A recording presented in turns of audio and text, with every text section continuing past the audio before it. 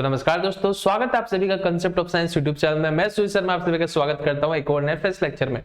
तो बच्चों, जैसा कि आपको पता है, हमने इलेक्ट्रोस्टैटिक चैप्टर स्टार्ट कर चुका है अपने क्लास 12th नीट आईआईटी के लिए। तो आज का हमारा टॉपिक रहने वाला है कूलम्ब्स लॉ।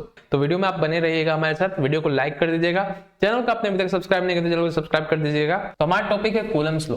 मान लेते हैं कि हमने यहाँ पे एक पॉइंट चार्ज ले रहे हैं बच्चों, ठीक है। हमने एक पॉजिटिव चार्ज लिया और हमने यहाँ पे एक और चार्ज लिया जिसका चार्ज निगेटिव है। अब आपको पता है कि दो डिफरेंट चार्ज हमेशा आपस में एक तरह का अट्रैक्शन हमें बिहेवियर दिखाते हैं। तो दो अनलाइक चार्ज क्या करने वाली है, अट्रैक्ट करने वाली है। तो फोर्स ऑफ अट्रैक्शन दोनों की अंदर की तरफ लगने वाली है, ठीक है ना। मान लेते हैं इस बॉडी का चार्ज Q था और इस बॉडी की चार्ज भी क्या है, इसकी मान लेते हैं Q1 और इसको मान लेते हैं Q2। और मान लेते हैं ये कि दोनों के बीच में जो सेपरेशन था उस सेपरेशन को हम R मान लेते हैं, ठीक है ना। तो ये हमारा कंडीशन है। अब कूलम्ब्स लॉ को हम कैसे डिराइव करते हैं, तो कूलम्ब्स लॉ इसको इलेक्ट्रोस्टैटिक फोर्स की फॉर्मूला कूलम्ब्स लॉ के द्वारा ही दिया गया था। तो लिखते हैं the magnitude of electrostatic force is directly proportional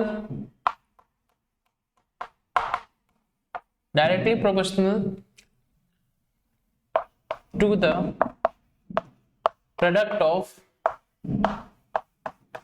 of charges and inversely proportional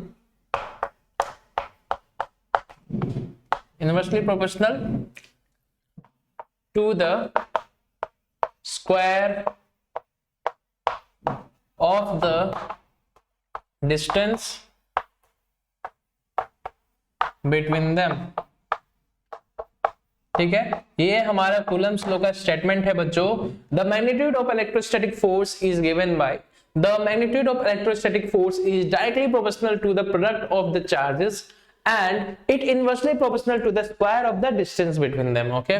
तो यहाँ पे हम देख रहे हैं इस स्टेटमेंट के अकॉर्डिंग हम क्या लिख सकते हैं, F is directly proportional to the product of the charges। देखिए यहाँ पे product of the charges है, तो हम यहाँ पे लिख देते हैं Q1 into Q2, okay।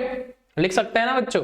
And इसको हम इक्वेशन नंबर 1 बना लेते हैं। सेकंड इक्वेशन क्या बनेगा, and inversely proportional to the square of the distance between them, that means F is inversely proportional to 1/r square. तो हम ये कह सकते हैं कि इलेक्ट्रोस्टैटिक फोर्स जो है इसको हम इनवर्स स्क्वायर लॉ भी कहते हैं, ठीक है। इक्वेशन नंबर 2 इसको हम क्या कह सकते हैं, इनवर्स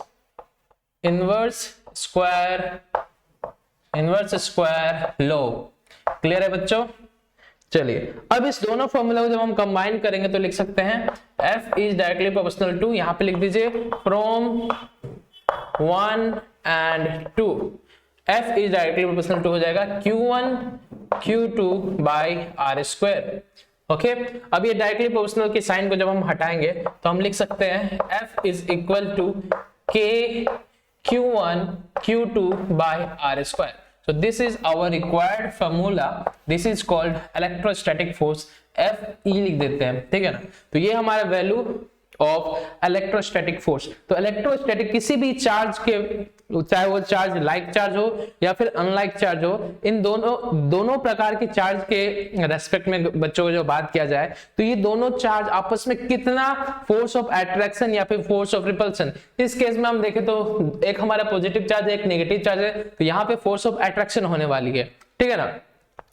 डिफरेंट चार्जेस हो गए तो रिपल्सन भी हो सकती है। तो इलेक्ट्रोस्टैटिक फोर्स आप इस फॉर्मूले को देखेंगे तो आपको कहीं ना कहीं ये फॉर्मूला देखा हुआ लग रहा होगा आपको। ये ग्रेविटेशनल फोर्स की जो फॉर्मूला थी F is equal to G m1 m2 by r square, कहीं ना कहीं आपको उसके तरह ये लग रहा होगा। जी हाँ, कह सकते हैं वैसा है, लेकिन आप यहाँ पे ये समझिएगा कि ग्रेविटेशनल फोर्स हमेशा अट्रैक्टिव इन नेचर होता है, उसमें हमेशा हमें फोर्स ऑफ अट्रैक्शन दिखती है, रिपल्सन उसमें नहीं होता है। लेकिन जो हमारा इलेक्ट्रोस्टैटिक फोर्स है इसमें हमें अट्रैक्शन और साथ ही साथ रिपल्सन देखने को मिलती है, ठीक है। तो यहाँ पे हमने जो ये फोर्स की वैल्यू निकाली, यही है हमारा इलेक्ट्रोस्टैटिक फोर्स का formula, and this formula is called Coulomb's law. Coulomb's law, this formula is called Coulomb's law. उम्मीद है आपको ये समझ में आया होगा। यहां तक नोट डाउन करिए, फिर हम आगे देखते हैं।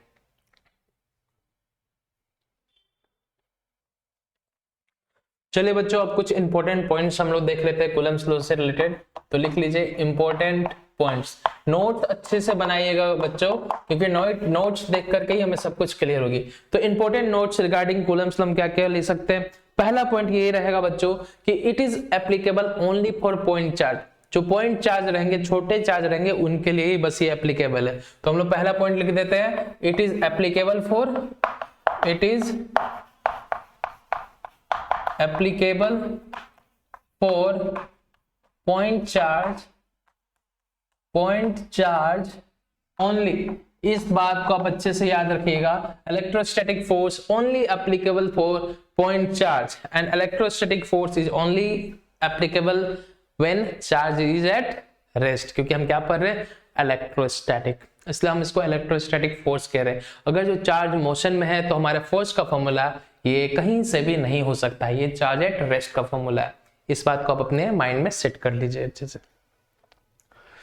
चलिए अब यहाँ पे सेकंड पॉइंट हम क्या लिख सकते हैं। हमने बच्चों फॉर्मूला अभी निकाला, क्या निकाला formula, F is equal to K Q1 Q2 bye are square. ये हमने कूलम्स लॉ की फॉर्मूला निकाली। अब इससे हम कुछ पॉइंट्स निकालते हैं। यहाँ पे हमने देखा कि एक डायरेक्टली प्रोपोर्शनल के साइन को हटा करके के हमें मिला, तो ये के क्या है, तो लिखते हैं यहाँ पे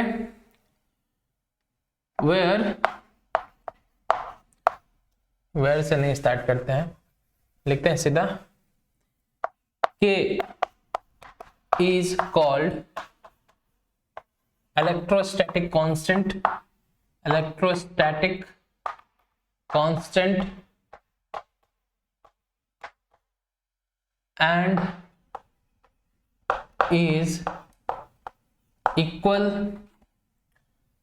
to k की वैल्यू बच्चों हमेशा 1/4 एप्सिलॉन नॉट रहेगी। k की वैल्यू हमेशा 1/4 एप्सिलॉन नॉट रहेगी। और ये एप्सिलॉन नॉट किसके लिए रहेगी बच्चों, हमेशा हमें ये वैक्यूम के लिए, याद रखिएगा वैक्यूम के लिए, ठीक है ना। वैक्यूम के केस के लिए हमारा इसका वैल्यू 1/4 एप्सिलॉन नॉट रहेगी, जिसकी वैल्यू होती है 9 × 10⁹, ठीक है, 9 × 10⁹।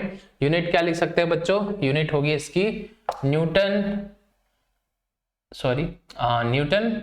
मीटर स्क्वायर पर कूलम स्क्वायर, ठीक है, न्यूटन मीटर स्क्वायर पर कूलम स्क्वायर।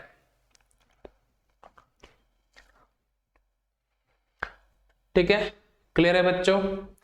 तो ये है हमारे k का वैल्यू। k क्या है, k इलेक्ट्रोस्टैटिक कांस्टेंट है, जिसकी वैल्यू 1/4 एप्सिलॉन नॉट होती है, और वैक्यूम में इसका वैल्यू होता है 9 × 10⁹ न्यूटन मीटर स्क्वायर पर कूलम स्क्वायर। उम्मीद है क्लियर हो गई होगी। अब वैक्यूम की आ गई है, मान लीजिए किसी अदर मीडियम के लिए, तो लिखेंगे फॉर अदर मीडियम, ठीक है ना, फॉर अदर मीडियम। ये जो हमारा एप्सिलॉन नॉट है बच्चों, ये हमारे किसके लिए है। अब पहले समझते हैं एप्सिलॉन नॉट है क्या। तो लिख लीजिए पहले आप, एप्सिलॉन नॉट को क्या कहते हैं, परमिटिविटी ऑफ वैक्यूम, ठीक है। कभी कभी हमारे पास ई आएगी, ठीक है ना, ई आएगी, ई आर भी आ सकती है, तो हम इसको कहेंगे रिलेटिव परमिटिविटी, ओके, ठीक है। तो ये जो ई आर जो होती है बच्चों, इसकी वैल्यू होती है E R is equal to E by epsilon naught, ठीक है, ई बाय एप्सिलॉन नॉट, ठीक है, क्लियर है। तो जब हमारे पास मीडियम वैक्यूम या फिर फ्री स्पेस नहीं रहेगी, तो हम वहां पे एप्सिलॉन नॉट की जगह बच्चों वैल्यू ये डालने वाले, एप्सिलॉन नॉट की जगह हम क्या डालने वाले हैं, ये देखिए ई क्या है, परमिटिविटी होती है, तो हम इसकी वैल्यू डालेंगे E is equal to E R into epsilon naught, ठीक है। तो जब ये वैल्यू डालेंगे तो फॉर्मूला इसके लिए हम क्या लिख सकते हैं, के इज इक्वल टू, सीधा फोर्स की फॉर्मूला लिख देते हैं, फोर्स इज इक्वल टू 1/4 सीधा ई भी लिख सकते हैं कि नहीं, epsilon Q1 Q2 bye are square, या फिर हम ये लिख सकते हैं F is equal to 1/4 epsilon naught into E naught into ER, ठीक है ना, Q1 Q2 बाई R²। तो ये फॉर्मूला हम लिख सकते हैं जब किसी मीडियम के साथ डाली गई हो। अब बच्चों ये जो एप्सिलॉन की जो खेल है, ये वाली जो फॉर्मूला है, इसको आप अच्छे से याद रख लीजिएगा। मैं आपको ये आने वाले चैप्टर में करवाने वाला हूँ, जब हम डाइलेक्ट्रिक्स के बारे में पढ़ेंगे तो ये हम अच्छे से पढ़ेंगे। ये क्या होता है कि मान लीजिए दो चार्ज के बीच में कोई हम एक्स्ट्रा मीडियम रख देते हैं, डाइलेक्ट्रिक्स रख देते हैं, जिससे फोर्स की वैल्यू थोड़ी सी घट जाएगी, कितने टाइम घट जाएगी, ठीक है ना। बच्चों ये जो ER है इसकी नोट आप बनाइएगा। ER जो होती है इसकी वैल्यू हमेशा 1 से इंफिनिटी के बीच में रहता है। इसका वैल्यू हमेशा 1 से इंफिनिटी के बीच में रहता है।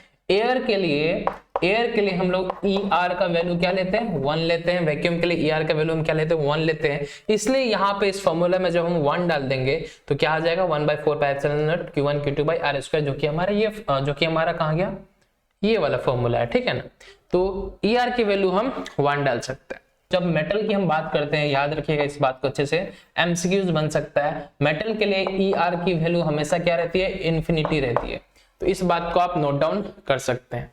रिलेटिव परमिटिविटी जो है, हमारा रिलेटिव परमिटिविटी है, एयर के लिए उसकी वैल्यू 1 होती है, ठीक है। कभी क्वेश्चंस इस फॉर्मूला के ऊपर भी आपके पास आ सकती है।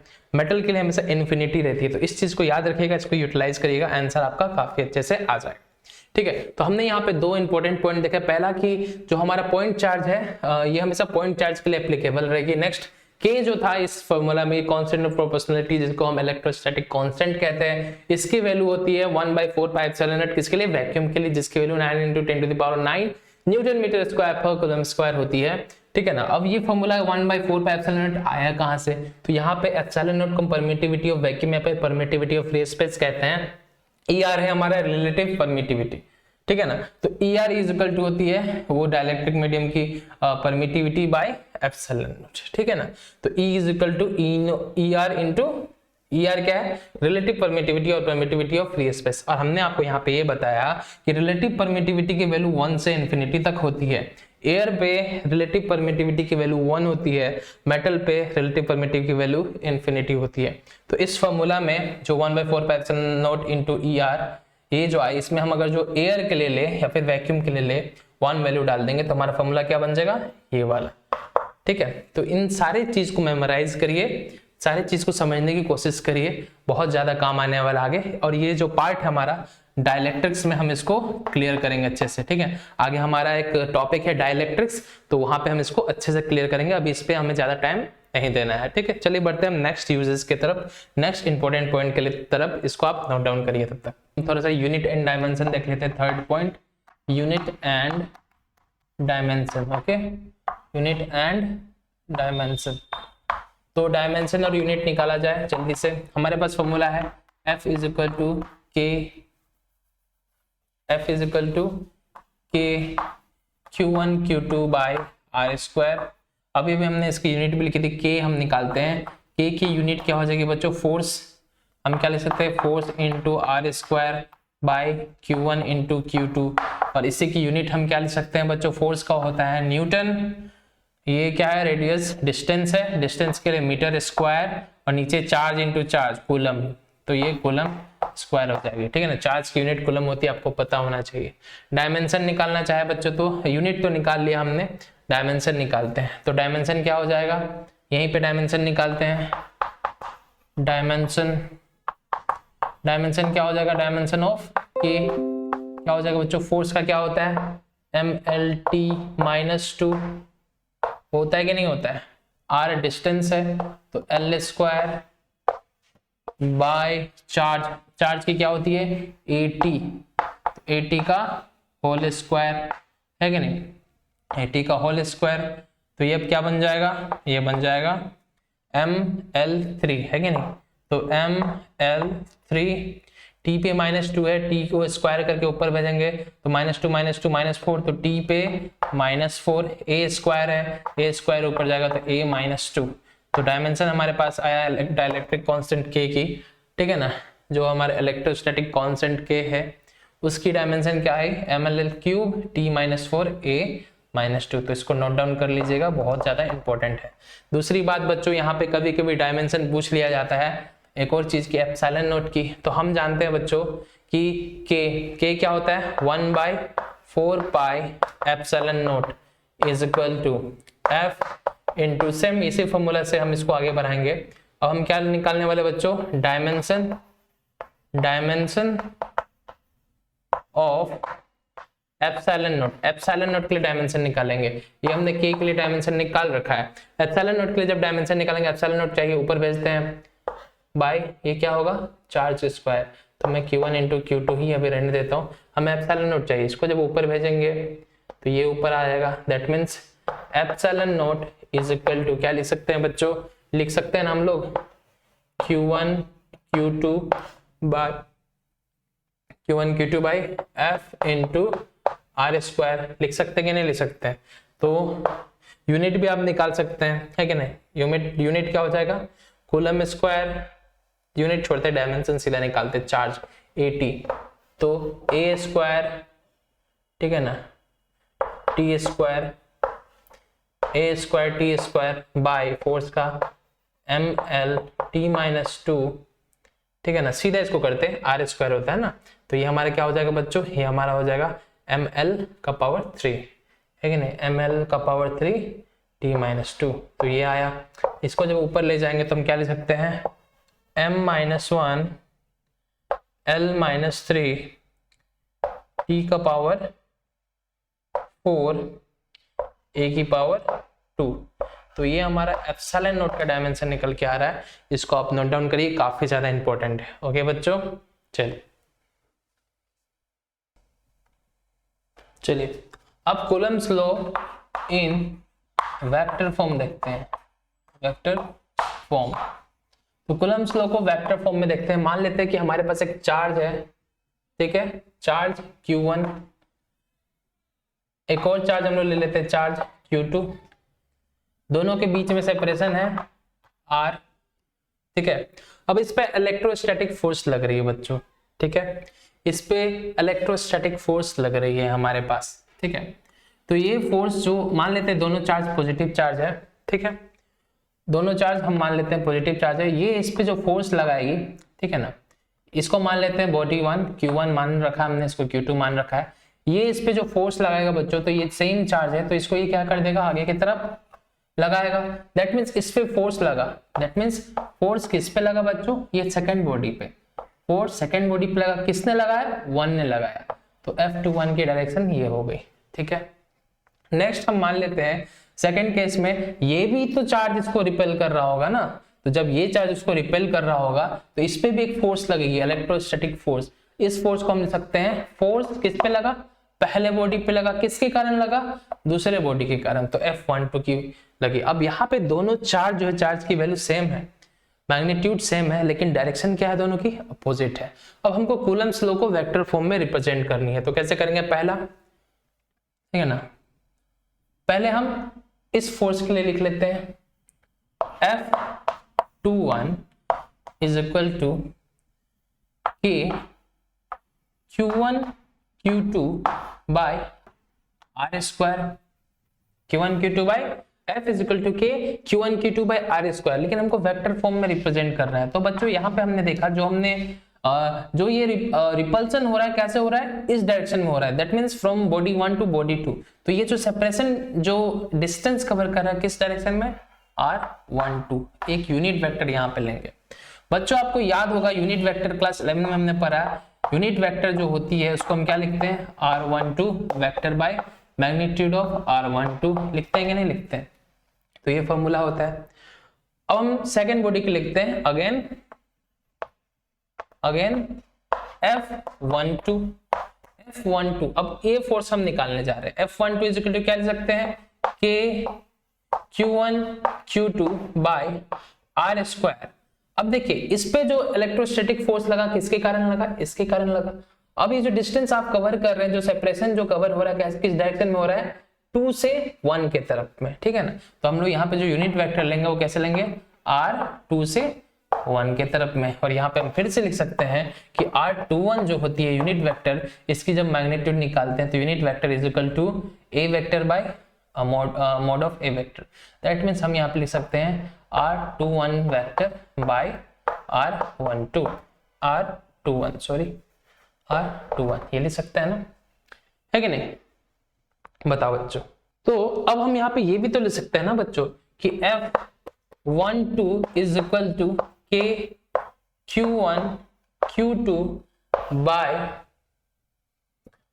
R स्क्वायर इंटू, इसके जगह हम क्या लिख सकते हैं, ये लिख सकते हैं R21 वेक्टर बाय R21।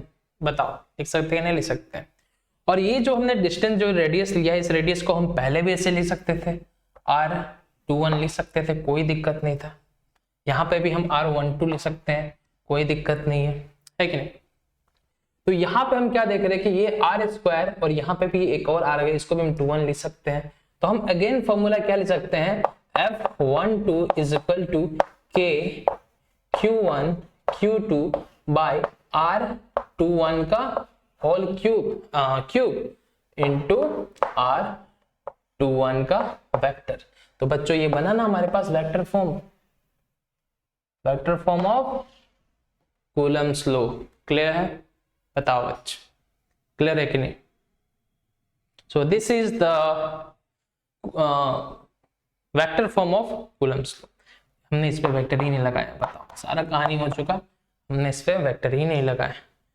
तो ये हमारे पास आ गया। अब ये देखिए ये जो वैल्यू आया, सेम हम इसके लिए भी यही लिख सकते थे कि Q1 Q2 बाय R12 का whole cube into R12 vector, ऐसे लिख सकते थे ना। सिमिलरली हम वैसे लिख सकते हैं।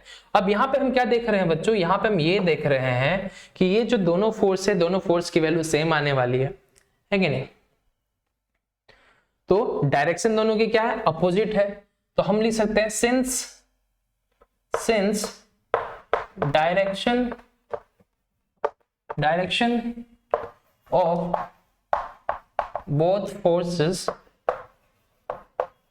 इज अपोजिट, दोनों फोर्स की अपोजिट डायरेक्शन है लेकिन मैग्नीट्यूड तो सेम है ना। तो हम लिख सकते हैं F12 is equal to minus of F21। बताओ बच्चों लिख सकते हैं कि नहीं लिख सकते हैं?